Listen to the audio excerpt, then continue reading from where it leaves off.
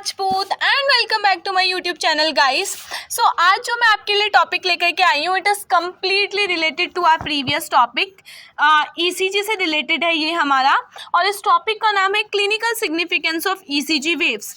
It's mean कि अलग अलग कंडीशन में, हार्ट की अलग अलग कंडीशन में हमें किस तरीके की जो ईसीजी वेव्स होंगी वो देखने के लिए मिलेंगी। तो हम सबसे पहले स्टार्ट करते हैं हमारा पी वेव से।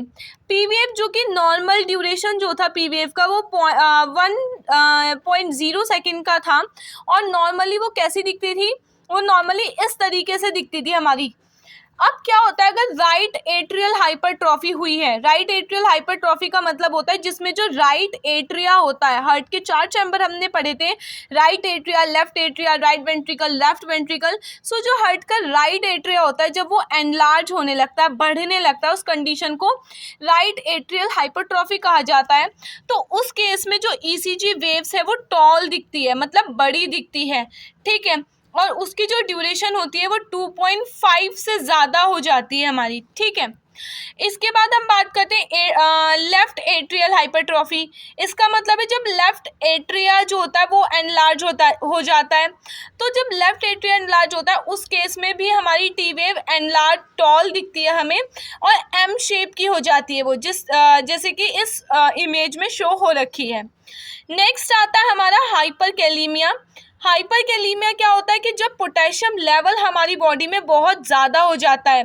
नॉर्मल पोटेशियम लेवल जो होता है वो 3.6 से लेकर के 5.2 मिलीमोल पर डेसीलीटर होता है, पर लीटर होता है। जब इससे ज़्यादा पोटेशियम लेवल हो जाता है उस कंडीशन को हाइपरकैलीमिया बोलते हैं। हाइपरकैलीमिया में जो टी वेव होती है वो कम्प्लीटली एब्सेंट होती है। नेक्स्ट हम बात करते हैं हमारे एट्रियल फिब्रिलेशन। एट्रियल फिब्रिलेशन में क्या होता है, इसका मतलब होता है हमारा कि जब हमारा जो हार्ट होता है वो बहुत जल्दी जल्दी बीट करने लगता है, इरेगुलर तरीके से बीट करने लगता है, उसे एट्रियल फिब्रिलेशन बोलते हैं। और इस कंडीशन में जो पी वेव होती है वो एब्सेंट होती है कम्प्लीटली। नेक्स्ट आता है हमारा cyano atrial block. Cyano atrial block का मतलब होता है ऐसे नोड का ब्लॉक हो जाना। जैसे कि मैंने आपको कल कंडक्शन सिस्टम ऑफ हार्ट में बताया था कि जो हमारे इलेक्ट्रिकल इम्पल्सेस होते हैं वो ऐसे नोड जनरेट करता है। ऐसे नोड से वो इलेक्ट्रिकल इम्पल्सेस एवी नोड में जाते हैं, एवी नोड से bundle of his, bundle of his से पुर्किंजे फाइबर्स में जाते हैं। तो जब ऐसे नोड ब्लॉक का मतलब है जब ऐसे नोड अपने इलेक्ट्रिकल इम्पल्सेस जनरेट नहीं करेगा, उस केस में क्या होता है हमारा, जिस वजह से जो इलेक्ट्रिकल इम्पल्सेस है वो आर्टरिया तक नहीं पहुंचते और आर्टरिया कॉन्ट्रैक्ट नहीं होता है, हमारा इलेक्ट्रिसिटी जनरेट नहीं होती हार्ट में। इस केस में जो हमारी पी वेव होती है या तो वो एब्सेंट होती है या वो इन्वर्टेड का मतलब है उल्टी बनती है, जैसे कि पिक्चर में आपको दिखाई जा रही है। नेक्स्ट आता है हमारा क्यूआरएस कॉम्प्लेक्स। क्यूआरएस कॉम्प्लेक्स क्या होता है, क्यूआरएस कॉम्प्लेक्स शो कर रहा था हमारा वेंट्रिकुलर डीपोलराइजेशन। डीपोलराइजेशन का मतलब होता है वेंट्रिकल्स का कॉन्ट्रैक्ट करना, और रीपोलराइजेशन का मतलब होता है क्या कहते हैं, रिलैक्स करना, और डीपोलराइजेशन का मतलब होता है कॉन्ट्रैक्ट करना, सॉरी। तो एज क्यूआरएस कॉम्प्लेक्स जो है वो वेंट्रिकुलर डीपोलराइजेशन को शो कर रहा है, मतलब कि वेंट्रिकल्स के कॉन्ट्रैक्शंस को शो कर रहा है हमारा। और इसकी जो ड्यूरेशन थी हमारी वो 0.08 से लेकर के 0.110 तक 10 सेकेंड की थी हमारी। इसमें हमारी क्यूआरएस कॉम्प्लेक्स किन किन केसेस में देखने के लिए मिलता है, जैसे कि बंडल ब्रांच ब्लॉक, ठीक है। बंडल ब्रांच ब्लॉक क्या होता है, it's mean the blockage in the bundles. जो हमारे बंडल ऑफ हिस थे उनमें ब्लॉकेज हो जाने को बंडल ब्रांच ब्लॉक कहते हैं। और इसकी वजह से क्या होता है कि जो वेंट्रिकल्स होते हैं उनमें प्रॉपरली जो करंट होता है वो फ्लो या ट्रांसफर नहीं हो पाता, ठीक है। इस केस में जो क्यूआरएस कॉम्प्लेक्स होता है वो प्रोलॉन्ग्ड हो जाता है, हमारा बड़ा हो जाता है, डिफॉर्म्ड हो जाता है। नेक्स्ट आता है हमारा हाइपरकैलीमिया। हाइपरकैलीमिया में हमारी जो क्यूआरएस कॉम्प्लेक्स है वो प्रोलॉन्ग्ड हो जाता है। इस कंडीशन में भी हमारा बिल्कुल बंडल ऑफ ब्रांच ब्लॉक की तरह। अब हम बात करते हैं हमारी टी वेव की। टी वेव जो है वो वेंट्रिकुलर रिपोलराइजेशन को शो करती है, मतलब वेंट्रिकल के रिलैक्सेशन को शो करती है, जिसकी जो नॉर्मल ड्यूरेशन होती है वो 0.8 सेकेंड की होती है। अब जो टी वेव होती है एक्यूट मायोकार्डियल इस्चीमिया में, मतलब जब हमारा जो हार्ट होता है उसे प्रॉपर ब्लड सप्लाई नहीं होती, उस कंडीशन को मायोकार्डियल इस्चीमिया बोला जाता है। उस कंडीशन में जो टी वेव होती है हमारी वो टॉल होती है, हमारी बड़ी होती है।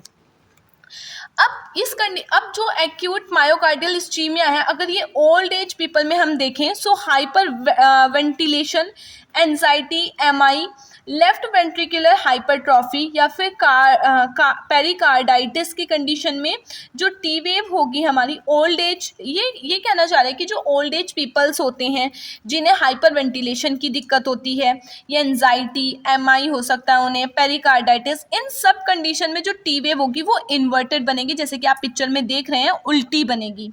नेक्स्ट आता है हाइपोकेलीमिया। हाइपोकेलीमिया जो पोटेशियम लेवल कम हो जाएगा हमारी ब्लड में, ठीक है, उस केस में भी टी वेव इन्वर्टेड बनती है, जैसे कि आप पिक्चर में देख सकते हैं।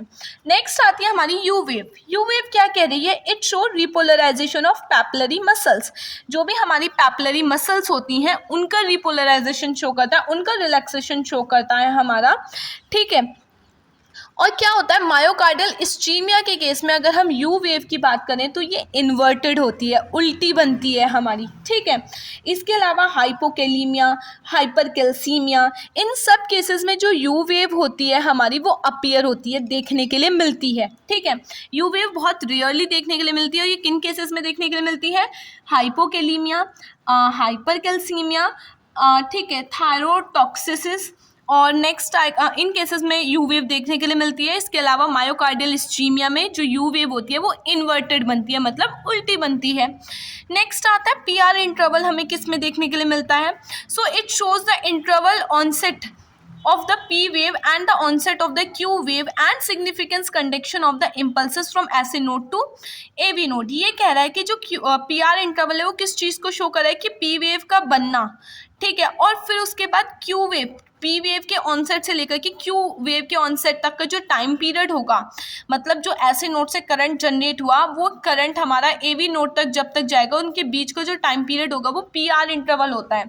इसकी ड्यूरेशन 0.2 से लेकर के 0.2 सेकेंड तक की होती है, ठीक है। और ये हमारा ब्रेडिकार्डिया के केस में देखने के लिए मिलता है, या फिर first degree of heart block, या फिर टेकीकार्डिया के केस में हमें ये सारी चीज़ें देखने के लिए मिलती हैं। नेक्स्ट आता है हमारा क्यूटी इंटरवल। क्यूटी इंटरवल क्या कह रहा है? The interval between the onset of Q wave and end of the T wave. जब हमारा क्यू वेव स्टार्ट होगा उससे लेकर के टी वेव के ख़त्म होने तक का जो टाइम पीरियड होगा that is known as QT interval. ये क्या शो करता है? Ventricular depolarization and repolarization show करता है। और जो क्यूटी इंटरवल होता है ये हमें किस केस में देखने के लिए मिलता है?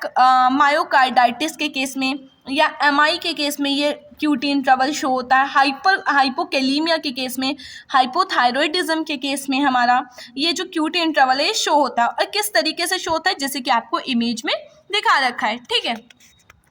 नेक्स्ट इसमें हम बात करते हैं किस चीज़ की? एसटी सेगमेंट की। एसटी सेगमेंट में क्या होता है हमारा?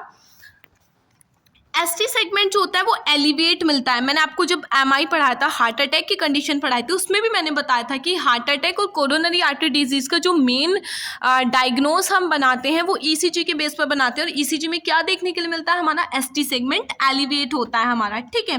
पेरिकार्डाइटिस के केस में एसटी सेगमेंट एलिवेट मिलता है हमें, ठीक है। ये सारी कंडीशन होती है जिसमें एसटी सेगमेंट एलिवेशन मिलता है। नेक्स्ट हम बात करेंगे इसमें प्रोसीजर ऑफ ईसीजी। ईसीजी का प्रॉपर प्रोसीजर्स कैसे करते हैं? तो सबसे पहले क्या होता है, हम जान लेते हैं पर्पस क्या है ईसीजी को करने के। To assess the cardiac function, cardiac function को असेस करने के लिए ईसीजी कर रहे हैं। डायग्नोस करने के लिए सर्कुलेटरी डिसऑर्डर को। To diagnose cardiac condition. To evaluate the progress of treatment, कि हमारा ट्रीटमेंट कितना काम कर रहा है उस चीज़ को जानने के लिए भी हम ईसीजी कर कर रहे हैं।